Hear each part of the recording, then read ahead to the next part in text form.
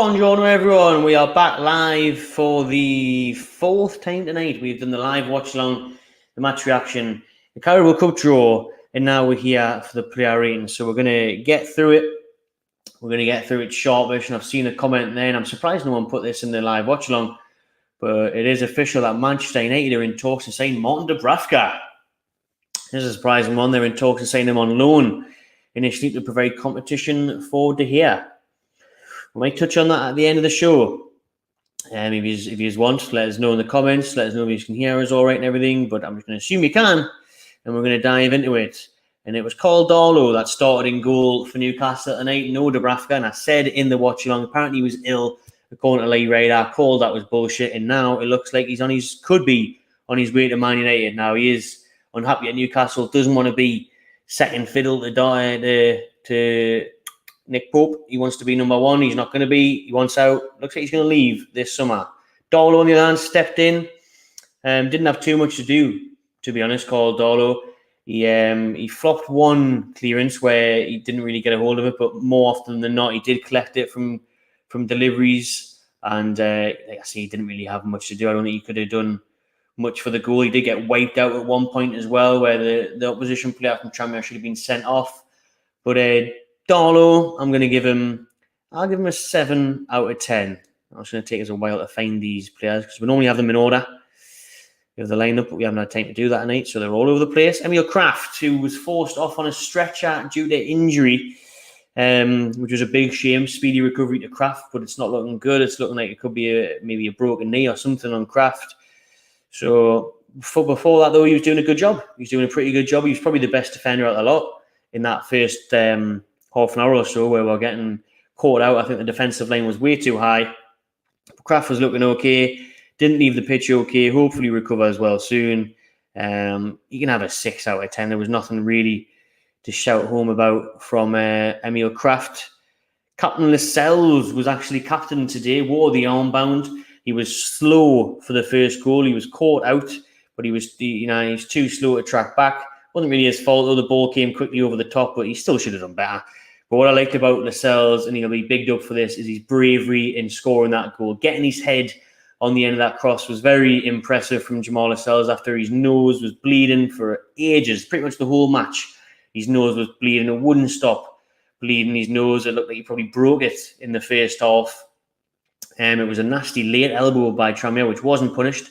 Just like most things in the game, Tranmere were getting away with it. The referees were awful, but Lascelles, it was a great run to get away from his man around the back. That header was blocked, and then he did well to get the rebound and get his goal. He's always much better from offensive set plays, isn't he, Jamaal Lascelles? He's a real danger in the box from corners. Defending wasn't great tonight. Like I see in that opening stages, he was slow to react to things, but for his goal, for getting Newcastle level, I'm going to give him a 7 out of 10. Paul Dummett at centre-back. No. I don't want to see Paul Dummett play for Newcastle again. Time is gone. It is very much gone. I don't understand why he got offered that new contract last season, towards the end of the season. That was a shocking move, I thought, because he's just not good enough. He's playing centre-back tonight. He could be playing left-back. He could be playing anywhere. He wouldn't get a game for Tranmere. I'm telling you, he's not good enough. I'm telling you now, he wouldn't get a game for Tranmere. He's just not good enough, Paul Dummett. Like, he's slow.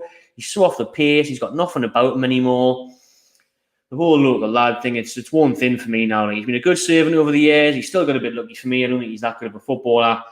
But he had some good spells in Newcastle shape, but not tonight. Not for me. I think it's time to move on. We can't be having Paul Dummett around the club anymore. Time to move on. Dummett can have a 4.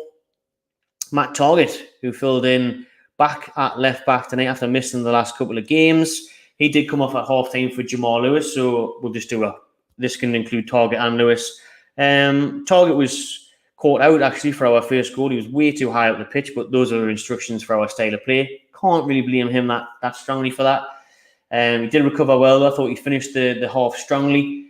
Hopefully Eddie Howe's just took him off because he's got 45 minutes in the tank. We'll keep him for Sunday against Wolves. Lewis came on, did okay, some good interceptions. He looked lively when he first came on, trying to make an impression, trying to get down the wing. I'm going to give Targett and Lewis a 6 out of 10. We're going to move on to midfield now, and we're going to start with Sean Longstaff, who was okay, put in a shift, put in a shift, covered some grass, covered some good blades of grass. You know what I mean? That's what I'm looking for, yeah. Effort. He was about the place. He was trying. Just a lack of quality for me with Sean Longstaff. Didn't really do much or make much happen. He did play one good ball actually across to the opposite flank. It was switch play nicely early on, but yeah, doesn't impact the game much for me. 5 out of 10. Joe Willock, who was the only player that started this game from the team that started against Man City, and you could tell because he was very quiet in the first half. Didn't really get involved. Second half, he woke up a bit. He did come off as well, but second half, he woke up a bit. Thought he came in the game more, tried to make things happen, started getting forward more often, and he was looking good second half, and he got substituted. Joe Willock can have a 6 out of 10. Am I being generous? He didn't really do much. I want to really talk about young Elliot Anderson, though. Elliot Anderson was the one that made the limelight tonight, really. I tipped him to shine. I think he did. It was disappointing that he couldn't maybe get a goal or an assist, but he was brilliant in the first half. He definitely stood out. Obviously, Trippier was the one who came on for Krafth, which we'll talk about in a minute. But Elliot Anderson was lively, enthusiastic, direct, fearless. And that's what the good thing is with these youngsters. You know, the first thing Elliot Anderson does is get his head up and look forward and drive. And that's what you want. You want players driving forward because you don't want this easy option. And I think Sean Longstaff's very vulnerable and capable of doing that. He seems to always pick the easy option, nothing fancy, which sometimes can work in players. But Elliot Anderson constantly thinks, like, how can I get forward? How can I move my teammates up the pitch? How can I impact this game? How can I make something happen? Score a goal, assist a goal, create a chance.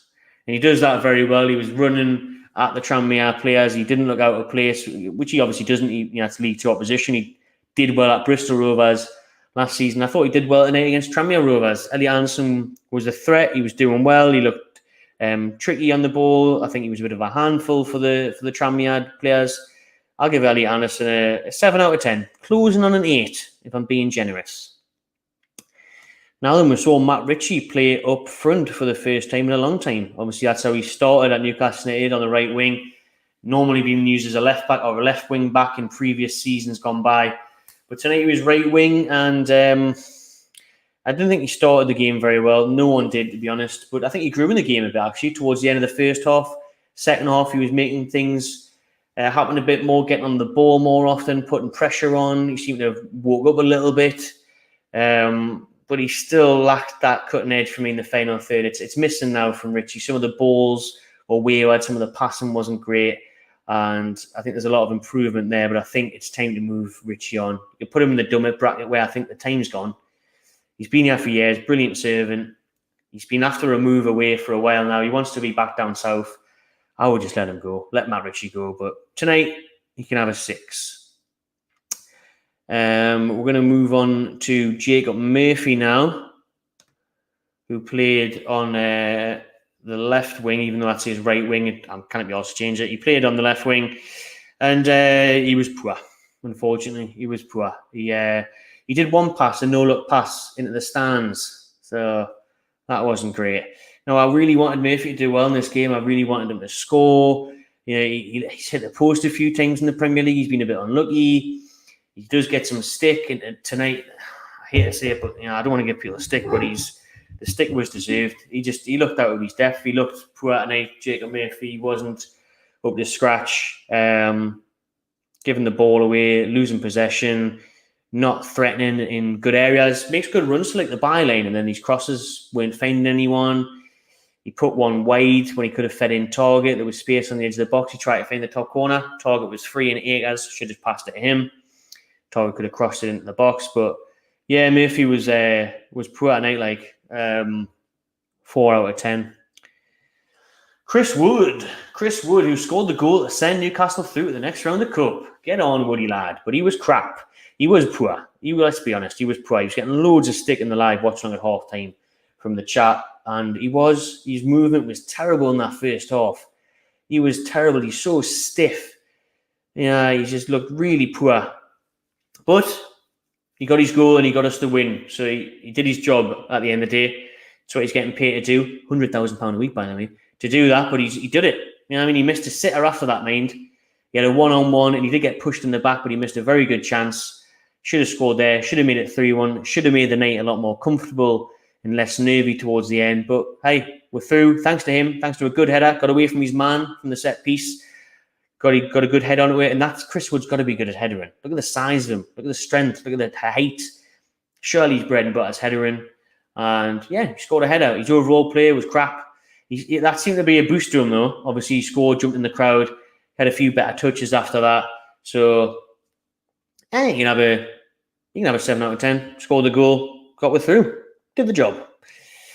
Who else we're going to talk about just quickly? We're going to touch on the substitutes. There was quite a few of them in the end, but this man is what it's all about. As the title of the video suggests, Kieran Trippier, just different class yet again. Wow, this guy, man, what a guy, what a man, what a player. 2 assists. Sky Sports said it was 1. Don't know why. Pretty sure he had 2. Both of his were from corners to set pieces. The first one was brilliant. The way he just sliced the ball through the air to Lascelles for that first goal to level things up. The delivery for Wood was perfect, but all round, we just changed as soon as he got on the pitch. He was commanding everyone as he does. He was calming people down. He was just ushering everyone in the right way. The leadership skills were just shining through. You know, he was getting into good areas of space. He was getting on the ball a lot. Everything seemed to be going through him down that right-hand side. And like I say, 2 assists, changed the game. Different class, Kieran Trippier. And he did take a nasty challenge at one point as well, which was the fear that how dirty Tranmere were playing, that was going to happen. Thankfully, he's okay. And yeah, Trippier can have an 8 out of 10 for me, a big 8 out of 10, maybe even a 9. He was the game changer. He made the things happen. He made the assists for the goals.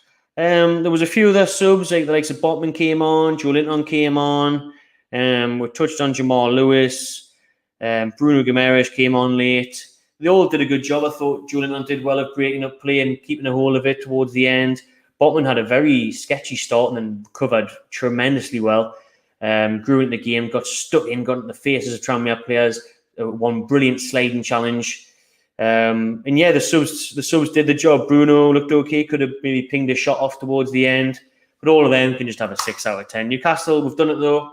We're through to the next round of the Carabao Cup. Job done on what is a tricky game, a difficult night, a hard place to go for any team, I think, you know, with the cameras on and the light shine on Tranmere, the nose pressure on them. So it was always going to be a hard game, a difficult place to go.